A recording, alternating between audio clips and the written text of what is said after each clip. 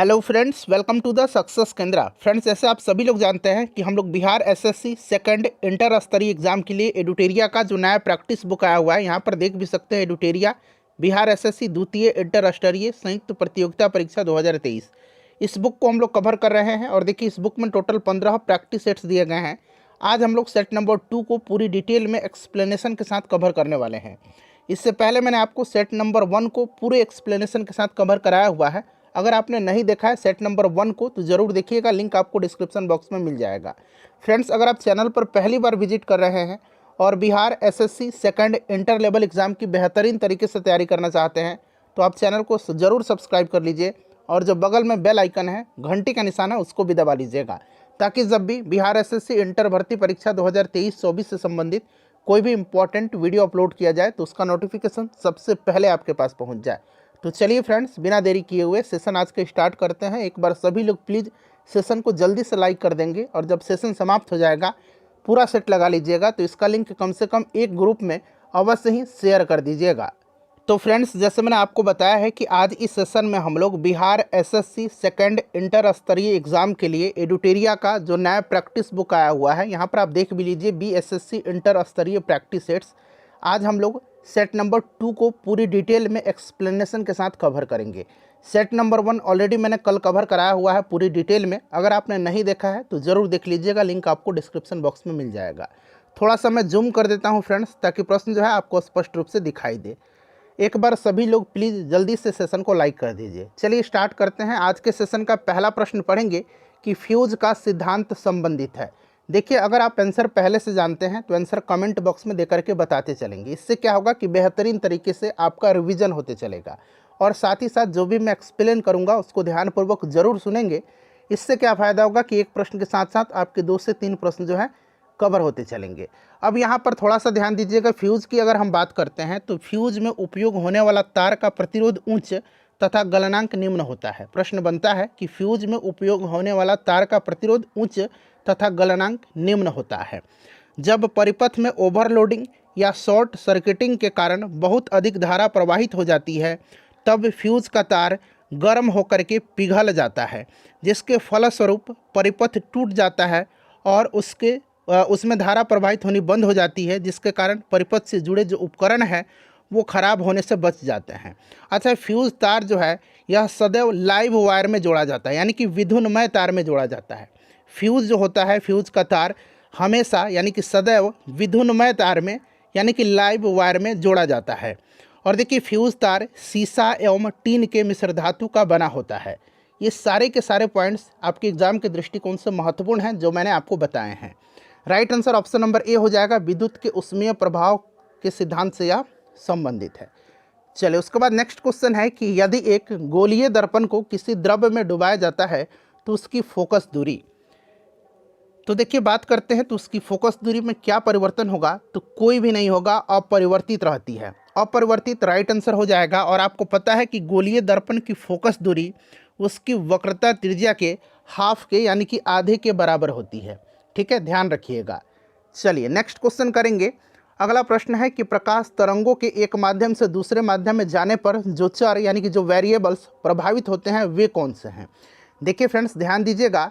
Bihar SSC के द्वारा अब तक जितने भी एग्जाम्स कराए गए हैं, चाहे वह 10+2 लेवल का इंटर लेवल का हो या फिर सचिवालय सहायक ग्रेजुएशन लेवल का, उसमें जितने भी प्रश्न पूछे गए हैं मैं आपको सब्जेक्ट वाइज अलग अलग वीडियो में कवर करवाऊंगा। हिस्ट्री के प्रश्नों को अलग वीडियो में, पॉलिटी के प्रश्नों को अलग वीडियो में, ज्योग्राफी के प्रश्नों को अलग वीडियो में और साइंस के प्रश्नों को अलग वीडियो में। इसीलिए चैनल को सब्सक्राइब कर लीजिए और जो बेल आइकन है, घंटी का निशान है, उसको जरूर दबा लीजिएगा, ताकि जब भी ऐसा वीडियो अपलोड किया जाए तो उसका नोटिफिकेशन सबसे पहले आपके पास पहुंच जाए। देखिए, प्रकाश तरंग जब एक माध्यम से दूसरे माध्यम में जाता है तो कौन से वेरिएबल्स प्रभावित होते हैं, तो वेग और तरंग दैर्घ्य जो है यह प्रभावित होता है। और आपको पता है कि आवृत्ति जो है अपरिवर्तित रहती है। ठीक है, आवृत्ति अपरिवर्तित रहती है लेकिन उसका वेग और तरंग दैर्घ्य बदल जाता है। तो ऑप्शन नंबर यहाँ पर देखेंगे तो ये राइट आंसर हो जाएगा। देखिए, यहाँ पर आवृत्ति है, यहाँ पर आवृत्ति है, यहाँ पर आवृत्ति है, तो ये वाला जोड़ा जो है गलत हो रहा है। ऑप्शन ए राइट आंसर होगा इसका। देखिए, किस बिंदु पर फ़ारेनहाइट तापक्रम सेंटीग्रेड तापक्रम का दोगुना होता है। ये आपको डायरेक्टली याद रख लेना है 160 डिग्री सेंटीग्रेड पर। अब मैं आपको प्रूफ करके भी दिखा देता हूँ। C अपॉन कितना होता है 100 equal to F minus 32 upon कितना 180। अब यहाँ पर आप 160 डिग्री यहाँ पर रख करके देखिए, ठीक है। तो चलिए 160 बटा 100 इक्वल टू F माइनस 32 बटा 180। 1 0 से 1 0 कैंसिल हो गया, 1 0 से यहाँ पर नीचे कैंसिल हो गया, ठीक है।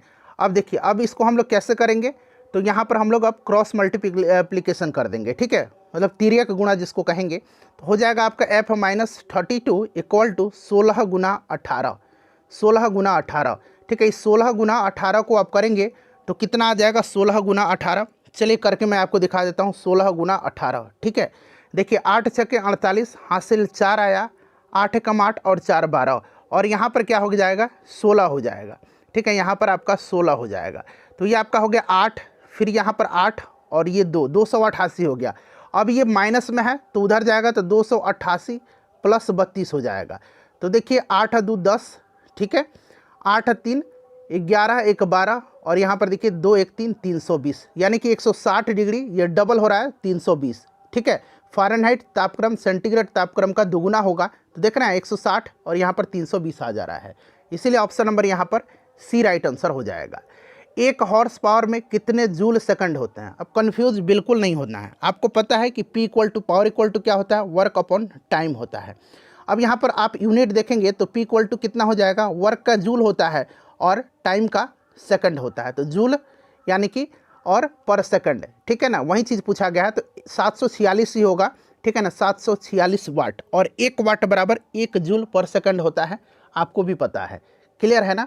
चलिए उसके बाद देखिए लोलक घड़ियाँ गर्मियों में सुस्त हो जाती हैं क्योंकि, तो देखिए लोलक की घड़ी जो होती है सुस्त हो जाएगी, इसका कारण क्या है, तो गर्मी के दिनों में लोलक की लंबाई बढ़ जाती है, जिसके कारण वो धीरे धीरे दोलन करता है, और इसके कारण इसका आवर्तकाल जो है बढ़ जाता है, ठीक है। इसीलिए ऑप्शन नंबर यहाँ पर सी राइट आंसर हो जाएगा। आपको पता भी है कि T equal to 2 pi root under L upon G होता है, और ये आवर्तकाल जो है यह लोलक के लंबाई पर निर्भर करता है। इस पॉइंट को ध्यान रखेंगे, एक साधारण लोलक का आवर्तकाल लोलक के लंबाई पर निर्भर करता है, यह प्रश्न बनता भी है।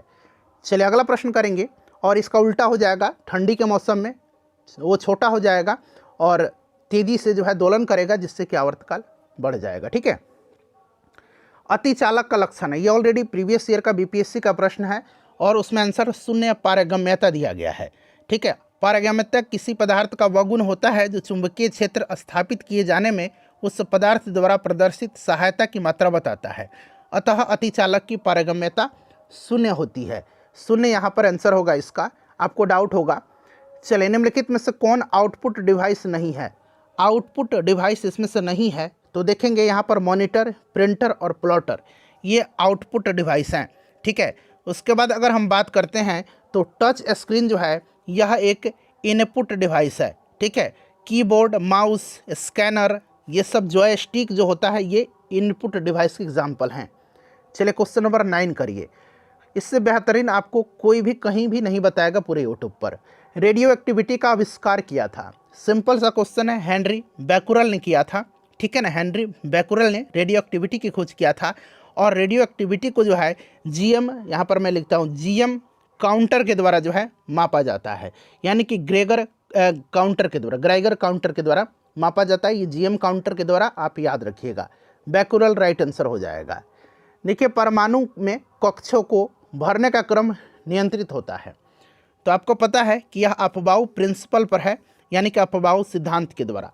अफबाऊ सिद्धांत ऑप्शन ए राइट आंसर हो जाएगा।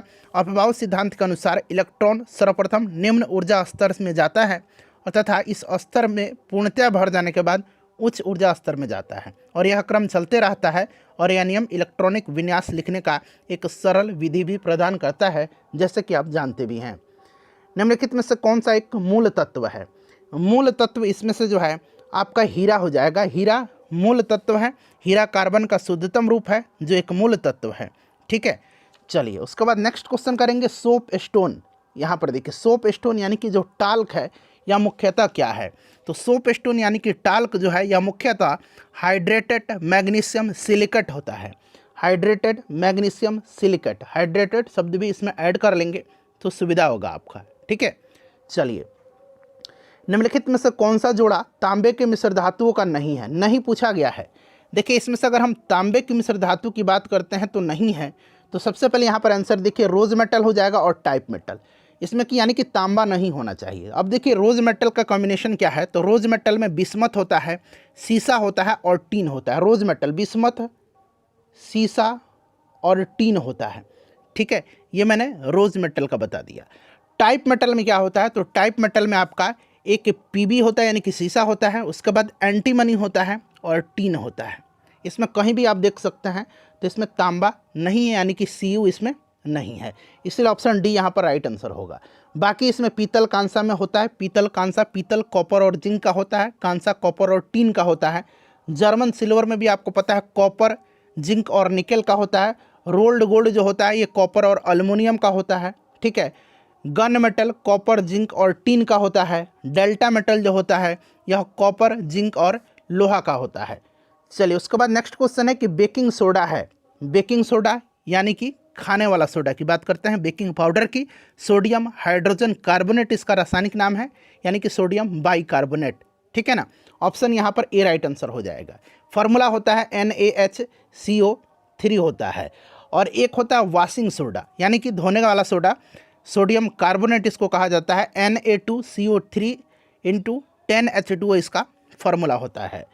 अगला प्रश्न हमारा कि निम्नलिखित में से यहाँ पर देखिए, निम्नलिखित वैज्ञानिकों में से किसने स्थिर अनुपात के नियम को प्रतिपादित किया था?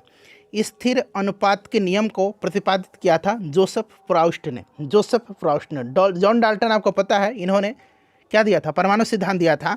और लेवोजियर को आधुनिक रसायन शास्त्र का जन्मदाता माना जाता है, ये भी आप जानते हैं। मॉर्फिन जो है यह किससे प्राप्त होता है? देखिए, मॉर्फिन अपरिपक्व फलों यानी कि अनराइप फ्रूट से प्राप्त होती है। पोस्ता के पौधे से अफीम और हेरोइन भी प्राप्त होता है और इसका उपयोग दर्द निवारक औषधि के रूप में किया जाता है। तो यहाँ पर फल यहाँ पर राइट आंसर हो जाएगा।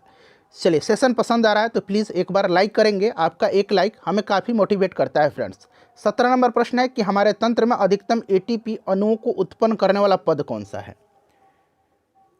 तो फ्रेंड्स, हमारे तंत्र जो है इसमें अधिकतम ATP का उत्पादन क्रेब्स चक्र में होता है यानी कि क्रेब्स साइकिल में होता है, ठीक है। और यह चक्र कोशिका के माइटोकॉन्ड्रिया में संपन्न होता है। इस पॉइंट को नोट डाउन करेंगे, माइटोकॉन्ड्रिया में संपन्न होता है। तो राइट आंसर यहाँ पर क्रेब्स चक्र हो जाएगा इसका करेक्ट आंसर, ठीक है। चलिए, उसके बाद नेक्स्ट क्वेश्चन है हमारा कि पादप कोशिका का जंतु कोशिका से भिन्नता का कारण होता है। पादप कोशिका का जंतु कोशिका से भिन्नता का कारण क्या है?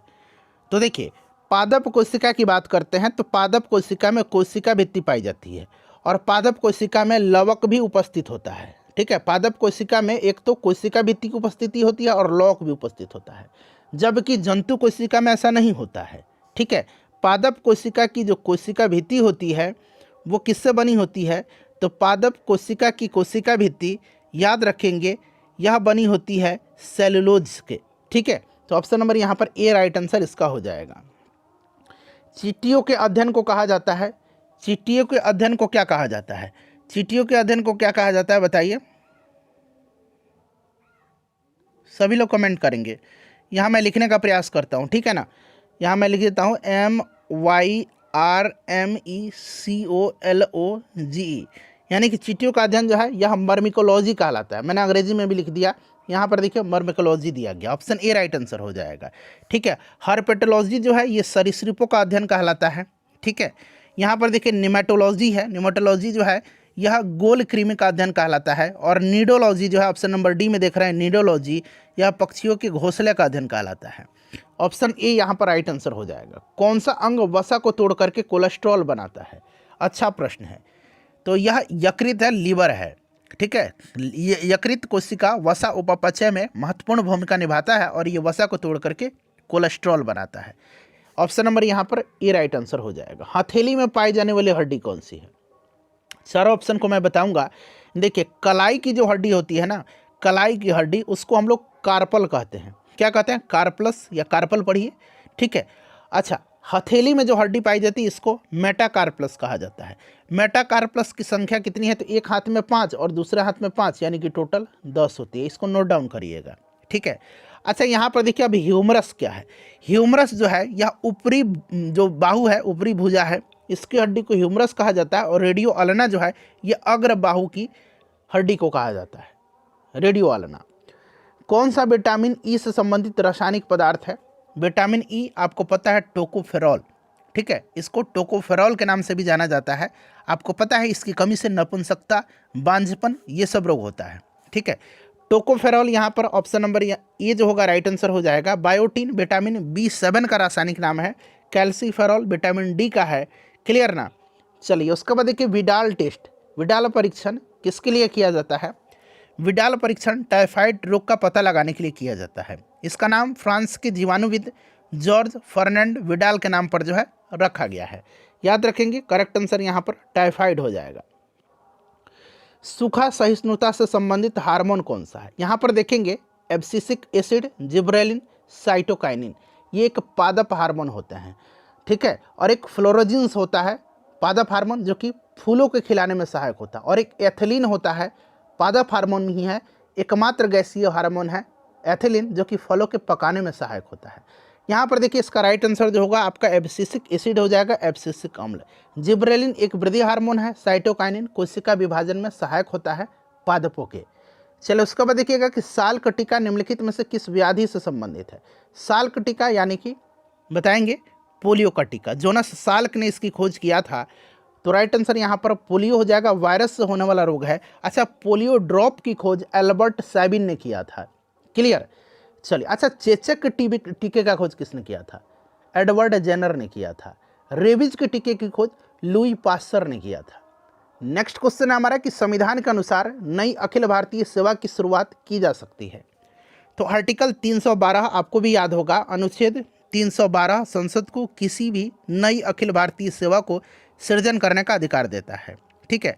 तो राइट आंसर यहाँ पर देखिए राज्यसभा के द्वारा करेक्ट आंसर हो जाएगा, राज्यसभा इसका राइट आंसर हो जाएगा। अगला प्रश्न करेंगे 27 नंबर। देखिए किस वाद में सर्वोच्च न्यायालय ने स्पष्ट किया कि मूल अधिकार एवं नीति निर्देशक तत्व एक दूसरे के पूरक हैं? तो यह कौन सा वाद है? तो यह 1980 का मिनर्वा मिल्स वाद में सर्वोच्च न्यायालय ने यह स्पष्ट किया कि मूल अधिकार एवं नीति निर्देशक तत्व एक दूसरे के पूरक हैं। ऑप्शन नंबर सी यहाँ पर राइट आंसर हो जाएगा। देखिए अगला प्रश्न है कि राष्ट्रीय आपातकाल के उद्घोषणा के समय संसद निम्न में से किस अनुच्छेद के तहत राज्य सूची के विषय पर कानून बना सकती है? राज्य सूची के समय विषय में, और कब? तो राष्ट्रीय आपातकाल के उद्घोषणा के समय। तो यह अनुच्छेद 250 है। इसके अंतर्गत यह उपबंध है कि आपातकाल उद्घोषणा के समय संसद राज्य सूची के विषय पर कानून बना सकती है। अगला प्रश्न है हमारा कि निम्नलिखित में से कौन भारतीय संविधान के समवर्ती सूची में नहीं है? नहीं पूछा गया है, समवर्ती सूची में नहीं है। चलिए देखिए समवर्ती सूची की बात करते हैं तो इसमें से वर्तमान में 52 विषय हैं, मूलतः 47 हैं।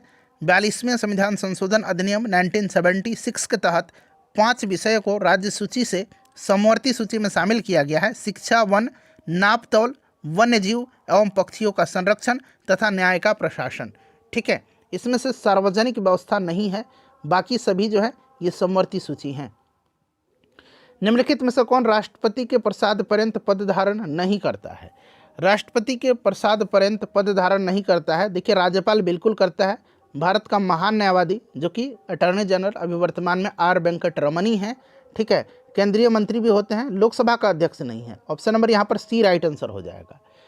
चलो उसके बाद नेक्स्ट क्वेश्चन है निम्नलिखित में से किसकी सिफारिश पर केंद्र द्वारा राज्यों को वैधानिक अनुदान दिए जाते हैं? तो यह दिया जाता है वित्त आयोग के द्वारा। वित्त आयोग भारतीय संविधान में अनुच्छेद 280 के अंतर्गत है इसका प्रावधान, ठीक है। और इसका गठन राष्ट्रपति के द्वारा हर 5 वर्ष में या आवश्यकता अनुसार उससे पहले भी किया जा सकता है। क्लियर? वित्त आयोग में एक अध्यक्ष होता है और 4 अन्य सदस्य होते हैं, यानी कि टोटल 5 सदस्यीय यह एक निकाय है। एक अध्यक्ष होता है और इसमें 4 अन्य सदस्य होते हैं। अभी वर्तमान में 15वां वित्त आयोग चल रहा है। NK सिंह जो हैं इसके अध्यक्ष हैं। क्लियर? चलिए उसके बाद आगे बढ़ेंगे। नेक्स्ट क्वेश्चन करेंगे कि निम्न में से कौन भारत में सरकार के संसदीय स्वरूप की विशेषता को व्यक्त करता है? तो ये व्यक्त करता है कार्यपालिका का विधायिका के प्रति उत्तरदायी होना। ऑप्शन डी राइट आंसर हो जाएगा, ठीक है। संसदीय स्वरूप का याद रखिएगा। क्लियर ना? चलिए उसके बाद नेक्स्ट क्वेश्चन करेंगे संविधान की सर्वोच्चता, संसदीय सर्वोच्चता, केंद्र और राज्य संघात्मक विशेषता है। भारत के निम्नलिखित राज्यों में से किस राज्य की विधानसभा की सीटों की संख्या सर्वाधिक है? तो इसमें से अगर हम बात करते हैं तो यहाँ पर क्या पूछा गया है, विधानसभा पश्चिम बंगाल में 294 है, ठीक है, बिहार में 243 है, मध्य प्रदेश में 230 है और तमिलनाडु में 234 है, यानी कि इसमें से पश्चिम बंगाल 294 राइट आंसर होगा। देखिए निम्न युगों में से कौन सुमिलित है सही सही, तो यहाँ पर देखिएगा सही सुमिलित अबुल कलाम आज़ाद हिंद स्वराज गलत दिया गया, आपको पता है हिंद स्वराज महात्मा गांधी जी का है। इंडिया विंस फ्रीडम, ठीक है, ये भी महात्मा गांधी का नहीं अबुल कलाम आज़ाद का है। बाल गंगाधर तिलक कॉमनवेल्थ और न्यू इंडिया ये दोनों एनी बेसेंट का है। तो यहाँ पर देखिए एनी बेसेंट का ये मैचिंग, न्यू इंडिया सही है, कॉमनवेल्थ भी एनी बेसेंट का ही है, ध्यान रखिएगा। आधुनिक बिहार का निर्माता किसे माना जाता है? आधुनिक बिहार का निर्माता माना जाता है सच्चिदानंद सिन्हा को, ठीक है, सच्चिदानंद सिन्हा आपको याद होगा संविधान सभा के पहले ही अध्यक्ष थे, बेशक अस्थायी ही थे लेकिन अध्यक्ष थे, ठीक है। चलिए उसके बाद नेक्स्ट क्वेश्चन है हमारा कि गांधी इरविन समझौता मुख्य रूप से, अच्छा गांधी इरविन समझौता हुआ था कब, ये बड़ा महत्वपूर्ण है, 5 मार्च 1931 को हुआ था। इसको दिल्ली समझौता भी कहा जाता है और गोलमेज सम्मेलन में कांग्रेस की भागीदारी सहज करने के लिए ऑप्शन यहाँ पर ए राइट आंसर हो जाएगा, ठीक है। चलिए नेक्स्ट क्वेश्चन कर लेंगे कि इसमें से सबसे सुटेबल आंसर है ऑप्शन नंबर ए ही, ठीक है। चलिए पत्रकार के कर्तव्य का निर्वहन करते हुए जेल जाने वाला प्रथम भारतीय कौन थे? अब बहुत लोग कहेंगे बाल गंगाधर तिलक होगा, लेकिन आप पढ़िए अच्छे से, तो ये सुरेंद्रनाथ बनर्जी हैं। सुरेंद्रनाथ बनर्जी ही थे जिन्होंने न्यायाधीश नॉरिस के फैसले के खिलाफ एक क्रांतिकारी लिखा था, इन्होंने एक लेख लिखा था जिसके कारण इनको जेल हुई थी, ठीक है। किसके जो जस्टिस था, जज था नॉरिस, इसी के खिलाफ, ठीक है। तो ये सुरेंद्रनाथ बनर्जी थे पहले। बहुत जगह आप खोजिएगा गूगल वगैरह पर या कहीं भी तो आपको बाल गंगाधर तिलक मिलेगा, लेकिन सुरेंद्रनाथ बनर्जी इसका आंसर होगा। देखिए मुंगेर में बढ़ैया ताल विरोध का उद्देश्य क्या था?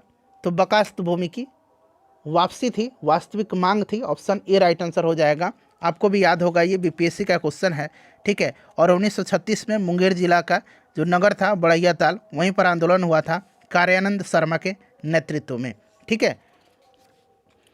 उसके बाद नेक्स्ट क्वेश्चन है निम्नलिखित में से किस शासक के सिक्कों पर नाव का चिन्ह अंकित मिला है? नाव का चिन्ह, ठीक है ना, यह मिला है यज्ञश्री सतकर्णी के, यज्ञश्री सतकर्णी के जो सिक्का था उस पर नाव का चिन्ह मिला है। राइट आंसर यहाँ पर हो जाएगा आपका यज्ञश्री सतकर्णी, क्लियर। अगर हम बात करते हैं तो इसके सिक्के पर जहाज, मछली, शंख के भी चित्र मिले हैं, ध्यान रखिएगा। चलिए नेक्स्ट क्वेश्चन हमारा कि कौन सा सुल्तान नया धर्म चलाना चाहता था किंतु उलेमा लोगों ने विरोध किया था? तो यह अलाउद्दीन खिलजी था। अलाउद्दीन खिलजी राइट आंसर हो जाएगा। वह एक नवीन धर्म चलाने की कोशिश किया था किंतु अपने मित्र और दिल्ली के कोतवाल के कहने पर छोड़ भी दिया था। अलाउद्दीन खिलजी हो जाएगा। देखिए निम्नलिखित शासकों में से किस एक ने 4 अश्वमेध यज्ञ का संपादन किया था? तो यह था, इसमें से कौन सा राइट आंसर होगा बताएंगे। राइट आंसर इसका क्या होगा? तो यह प्रवरसेन प्रथम था, वकाटक शासक था यह प्रवरसेन प्रथम, और अपने समय में 4 अश्वमेध यज्ञ का संपादन किया था। और इसी वंश के शासक प्रवरसेन द्वितीय, एक प्रवरसेन प्रथम था ये, ठीक है, और इसी वंश का प्रवरसेन द्वितीय की रुचि साहित्य में थी और इन्होंने सेतुबंध नामक एक ग्रंथ भी लिखा है प्रवरसेन द्वितीय ने। चलिए अगला प्रश्न है कि चोल राजाओं में किस एक ने सीलोन पर विजय प्राप्त किया था? सिंपल सा क्वेश्चन है, राजेंद्र प्रथम था, ठीक है ना, राजेंद्र प्रथम राइट आंसर इसका हो जाएगा। राजेंद्र प्रथम करेक्ट आंसर हो जाएगा। ऑप्शन नंबर यहाँ पर देखिए सी में दिया गया है। चलिए अच्छा, गंगई कोंड चोलपुरम की स्थापना किसने किया था? गंगई कोंड चोल की उपाधि धारण किसने किया था? एक बार जरा आप नाम कमेंट करिए तो।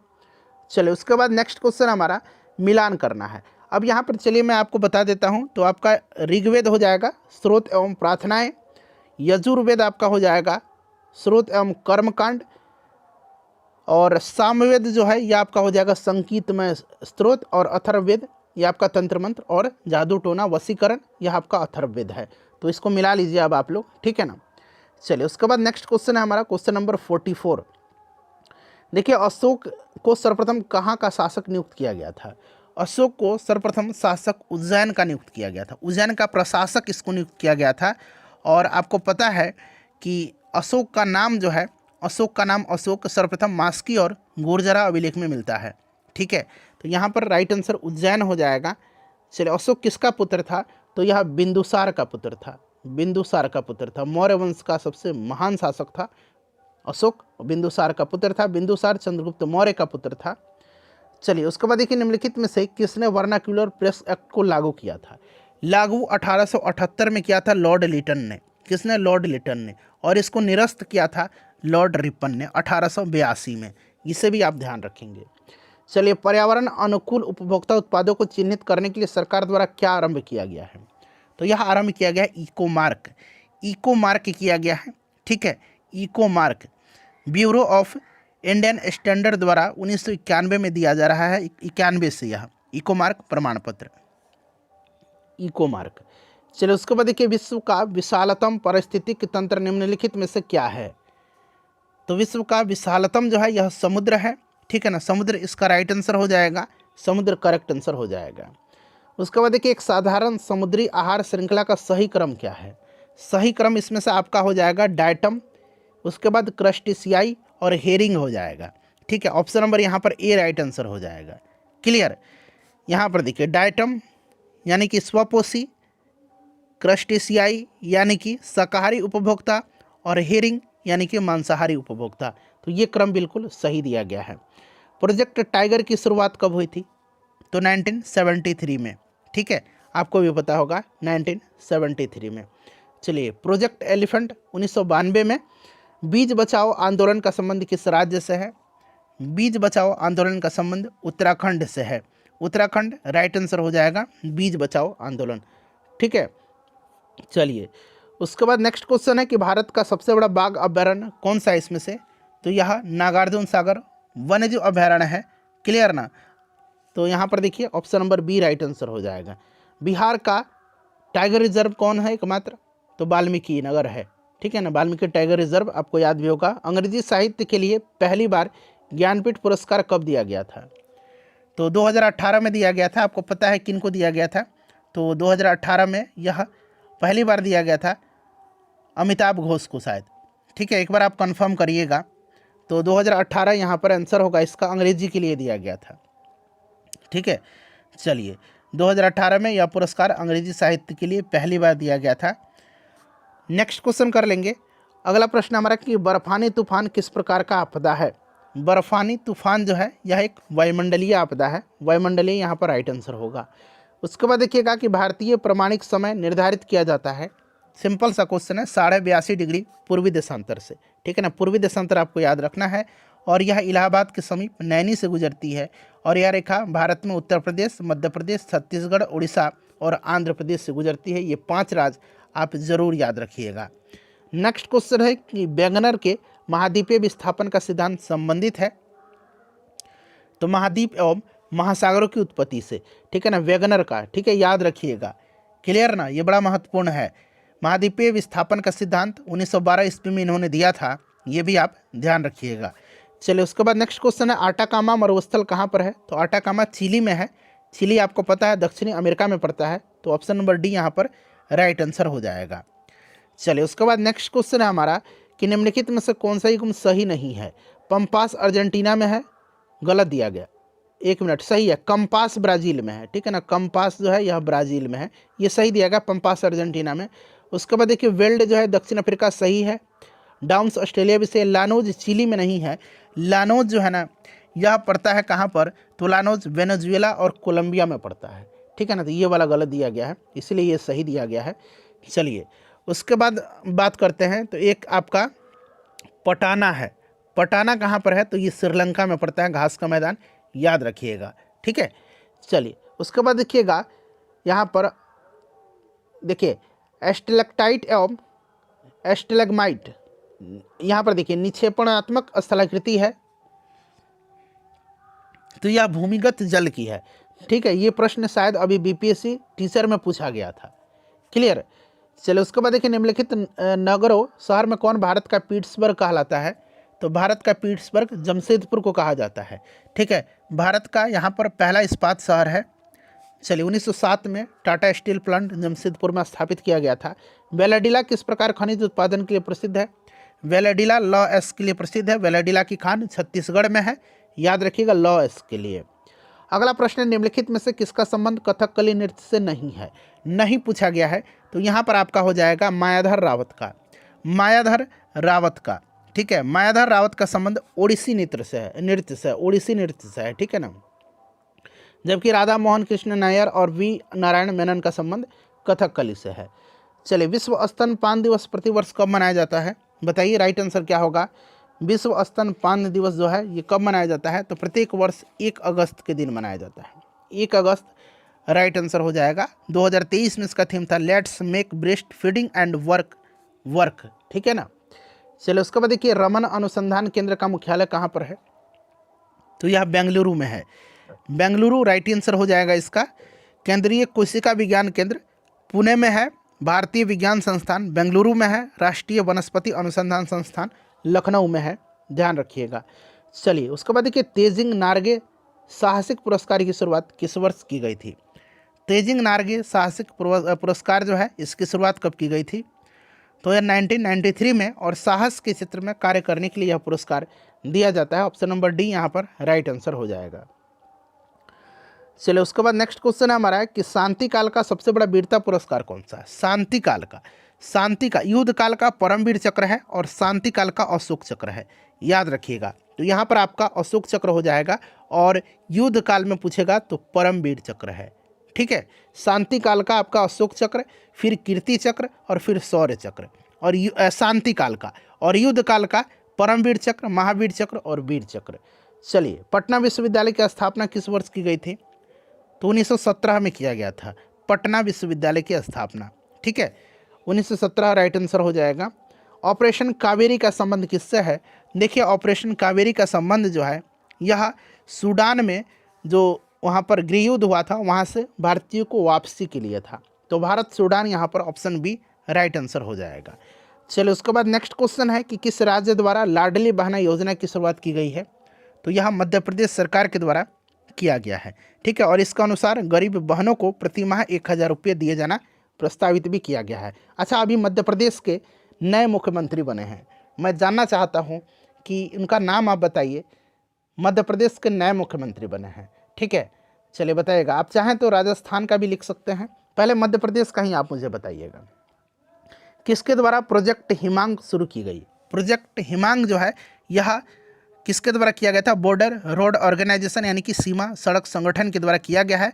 19,300 फीट की ऊंचाई पर स्थित पूर्वी लद्दाख में उमलिंगला दर्रा कहाँ पर है? लद्दाख में। उसी के पास दुनिया की सबसे ऊंची मीटर योग्य सड़क का निर्माण किया गया है, जिसे प्रोजेक्ट हिमांक नाम दिया गया है। नेक्स्ट क्वेश्चन है कि हाल ही में किस देश में 3 लोगों के डीएनए वाला बच्चा का जन्म हुआ है? 3 लोगों के डीएनए वाला बताएंगे। यह ब्रिटेन में हुआ है, ब्रिटेन में हुआ है, ध्यान रखिएगा। 2023 मई की घटना है, और इन विट्रो फर्टिलाइजेशन प्रक्रिया के तहत ब्रिटेन में 3 लोगों के डीएनए से बच्चे का जन्म हुआ है। IVF प्रोसेस है, इन विट्रो फर्टिलाइजेशन, ठीक है, ब्रिटेन राइट आंसर होगा इसका। वर्ल्ड हैप्पीनेस इंडेक्स में दूसरे स्थान पर कौन सा देश है? पहला स्थान आपको पता है फिनलैंड का होता है, और दूसरा स्थान जो है डेनमार्क का है, ठीक है। भारत का स्थान 126वां है, यहाँ पर डेनमार्क हो जाएगा। वर्ल्ड हैप्पीनेस रिपोर्ट, ठीक है। चलिए, नेक्स्ट क्वेश्चन है कि हाल ही में CBI का निदेशक किसे नियुक्त किया गया है? प्रवीण सूद को नियुक्त किया गया है, ठीक है, प्रवीण सूद यहाँ पर होगा आंसर। उसके बाद देखिए, किस देश ने राष्ट्रपति द्रौपदी मुर्मू को the grand order of the chain of yellow star सम्मान से सम्मानित किया है? तो यह क्या है? सूरीनाम ने किया है, ध्यान रखिएगा। सूरीनाम की राजधानी जो है यह पैराम्बेरिबो है, यहाँ मैं लिखता हूँ, कहाँ पर है? पैराम्बेरिबो है, याद रखिएगा, ठीक है। चलिए, तो सूरीनाम राइट आंसर हो जाएगा। कलर्स ऑफ डिवोशन पुस्तक के लेखक कौन है? कलर्स ऑफ डिवोशन पुस्तक के लेखक कौन है? तो इसको लिखा है अनीता भारत शाह ने। Option number A right answer हो जाएगा, ठीक है, याद रखिएगा। चलिए, नेक्स्ट क्वेश्चन कर लेंगे। क्वेश्चन नंबर 75 है कि मेडिसिन के क्षेत्र में नोबेल पुरस्कार 2023 से किसे सम्मानित किया गया है? तो मेडिसिन के क्षेत्र में सम्मानित किया गया है किसको? तो फ्रेंड्स, ए और बी, यानी कि डू विस्मैन और कैटलिन कारी को ए और बी दोनों राइट आंसर हो जाएगा। उन्हें यह पुरस्कार कोविड-19 के खिलाफ प्रभावी mRNA टीके को विकसित करने के लिए दिया गया है, ठीक है, mRNA। अब बताइए इन 75 प्रश्नों में से आपने कितने प्रश्नों का आंसर सही दिया, अपने स्कोर बताइएगा। और देखिए टेलीग्राम से जुड़िए, वहाँ पर पूरा कंप्लीट मैं PDF आपको दे दूंगा। देखिए उसके बाद 75 के बाद आप जानते हैं 150 प्रश्न होते हैं मैथ और रीजनिंग का, बाकी प्रश्न है तो पूरा सॉल्यूशन आपको मैथ और रीजनिंग का मैं दे दूंगा। और साथ ही साथ ये GK GS वाला भी मैं आपको उपलब्ध कराऊंगा। टेलीग्राम का लिंक डिस्क्रिप्शन में मिलेगा, जुड़िए, चैनल को सब्सक्राइब कर लीजिए और बेल आइकन को जरूर दबा लीजिएगा।